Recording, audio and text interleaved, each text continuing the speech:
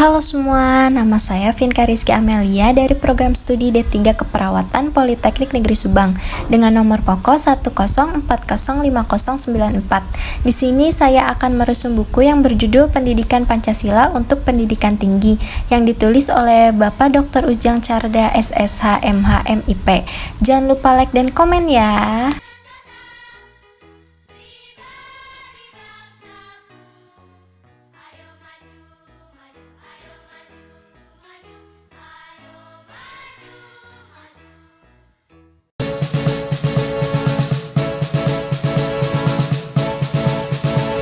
Pada bab pertama, orientasi terhadap pendidikan Pancasila. Landasan pendidikan Pancasila terdiri dari landasan historis, landasan yuridis, landasan sosiologis, landasan filosofis, dan landasan kultural. Tujuan pendidikan Pancasila untuk pendidikan tinggi, agar mahasiswa dapat bertanggung jawab secara yuridis konstitusional, yang dimana Pancasila sebagai dasar yang mengatur atau menyelenggarakan. Pemerintah negara Pancasila sebagai dasar negara mempunyai sifat imperatif atau memaksa, yang artinya setiap warga Indonesia harus tunduk atau taat. Memahami sejarah Pancasila sebagai lambang negara Indonesia. Pancasila merupakan identitas bangsa Indonesia sendiri sepanjang masa. Saat Pancasila dilahirkan menjadi dasar dan ideologi negara, maka Pancasila membangun dan membangkitkan identitas yang norman, yang tertidur dan terbius selama kolonialisme. Pancasila sebagai sistem filsafat. Pancasila memuat ajaran yang mendasar, menyeluruh dan sistematis tentang manusia dengan segala aspek kehidupannya.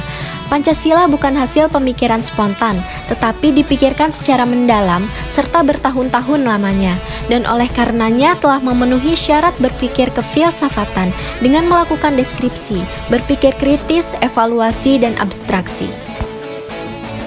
Memahami Pancasila sebagai sistem nilai etika dan norma. Dalam Pancasila adanya perlindungan kepentingan dengan terciptanya pedoman atau peraturan hidup yang menentukan bagaimana manusia harus bertingkah laku dalam masyarakat agar tidak merugikan orang lain dan dirinya sendiri. Memahami muatan sila-sila dalam Pancasila. Pada sila pertama, menyertakan moral ketuhanan sebagai dasar negara. Sila kedua, kemanusiaan dimiliki oleh setiap manusia di dunia tidak pandang ras dan warna kulit. Pada sila ketiga, mencakup persatuan dalam arti ideologis, politik, ekonomi, sosial budaya, dan keamanan. Sila keempat, kerakyatan yang dipimpin oleh suara yang terbanyak saja. Dan sila kelima, menekankan prinsip keadilan dan kesejahteraan. Pancasila sebagai ideologi bangsa dan negara. Ideologi akan bersifat terbuka dan antisipatif, bahkan bersifat reformatif, dalam arti senantiasa mampu mengadaptasi perubahan-perubahan sesuatu dengan aspirasi bangsanya. Demokrasi Pancasila. Demokrasi sebagai dasar hidup bernegara diartikan bahwa rakyat memberikan ketentuan dalam masalah-masalah pokok mengenai kehidupannya. Negara demokrasi adalah negara yang diselenggarakan berdasarkan kehidupan dan kemauan rakyat. Hak dan kewajiban asasi manusia dalam Pancasila. Setiap orang bebas untuk menjalankan ajaran agamanya masing-masing.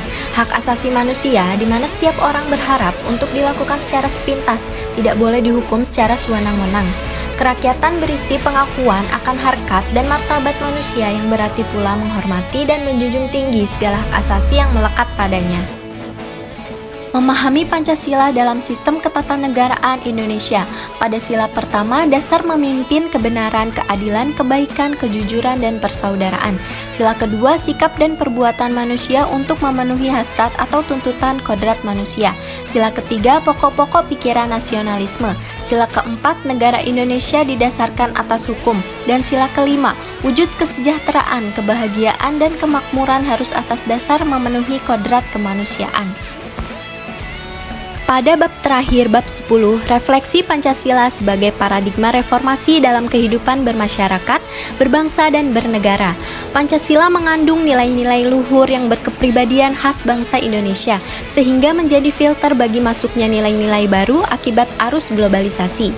Kita harus memanfaatkan kesempatan yang ada pada arus globalisasi ini, agar turut berperan dalam memajukan bangsa dengan harapan bangsa Indonesia akan lebih makmur dan sejahtera.